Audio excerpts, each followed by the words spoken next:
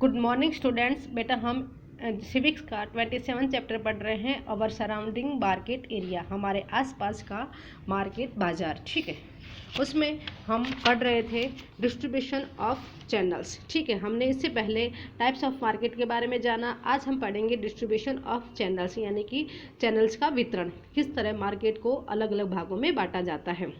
A distribution channel is a chain of business और intermediaries though which a goods or service passes until it reaches the final buyer or the end consumer. यहाँ क्या कहते हैं, जो वितरण किया जाता है चैनल्स का, जो बंटवारा किया जाता है, चेन होता है, बिजनेसमैन या जो व्यापारी होते हैं और जो बिचौली होते हैं, उनके बीच का जो सामान के लेन देन का जो व्यापार किया जाता है, बंटवारा डिस्ट्रीब्यूशन किया जाता है, उसको हम कहते हैं distribution channels.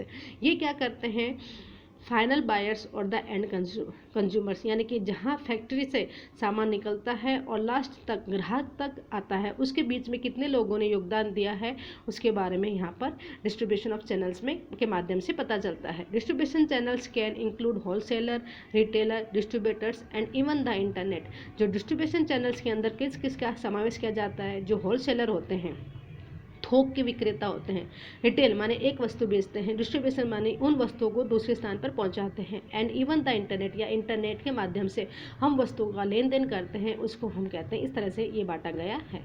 The distribution of channels is divided into 2 types. अब चैनल्स का बंटवारा 2 भागों में किया जाता है, direct channels and indirect channels. इसमें डायरेक्ट माने प्रत्यक्ष रूप से बंटवारा किया गया है और अप्रत्यक्ष रूप से। ठीक है बेटा, उसमें हम टाइप्स ऑफ डिस्ट्रीब्यूशन चैनल्स को पढ़ेंगे। अब इसमें देखेंगे channels of distribution can be divided into the direct channel and the indirect channels. यहाँ क्या कह रहे हैं, जो चैनल है, जो मार्केट में वस्तुओं का वितरण चैनल के द्वारा किया जाता है, और ये 2 भागों में बांटा गया है, डायरेक्ट चैनल में और इनडायरेक्ट चैनल में। ठीक है, indirect channels can further be divided into 1 level, 2 level and 3 level channels.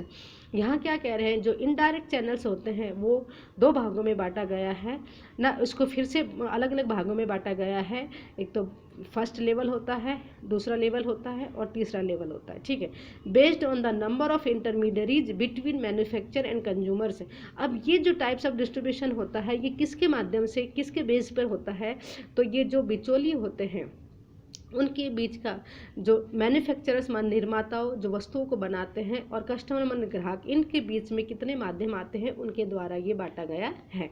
ठीक है, अब इसमें देखते हैं पहले नंबर पर है डायरेक्ट चैनल और 0 level channel. Manufacture to customer.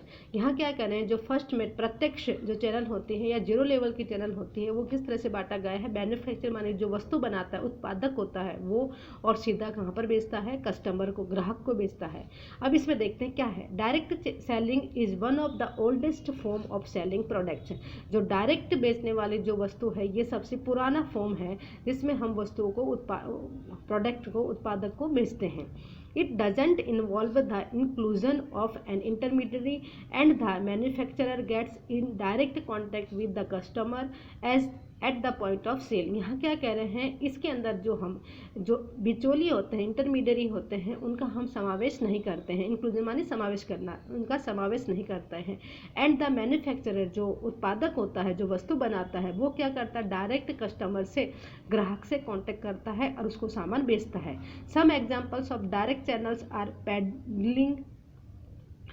Paddling का मतलब होता है बेटा, peddling, brand, retailer, store, taking orders on the company's website etcetera. यहाँ पर पैडलिंग का मतलब है घूमकर, जो बेचने वाले होते हैं वो घूमकर बेचने वाले लोग। ब्रांड, रिटेलर, स्टोर माने जो बड़े बड़े स्टोर होते हैं और उनके ऊपर किसी कंपनी का ब्रांड लगा होता है, वो वाले। Taking order on the company's website, या सीधे ही कंपनी पे, यानी कि जहाँ पर कंपनी सामान बनाती है वहाँ से हम सीधा ऑर्डर ले लेते हैं, इन लोगों का समावेश होता है। Direct channel are usually used by manufacturers selling perishable goods, expensive goods, and whose target audience is geographically concentrated. For example, bakers और ज्वेलर्स एक्सेट्रा। यहाँ क्या कहते हैं, जो डायरेक्ट चैनल्स के अंदर किन लोगों का समावेश किया जाता है, यूज्ड बाय मैन्युफैक्चर, यानी कि जो उत्पादक होता है वो सेलिंग करता है एक तो जो उसका सामान जैसे कि एक्सपायरी डेट जल्दी होने वाली है तो उसको 1 या 2 महीने के पहले उसको नष्ट होने वाले जो सामान होते हैं उनको तुरंत ही बेचने की कोशिश करते हैं। एक जो महंगा सामान होता है उसको भी।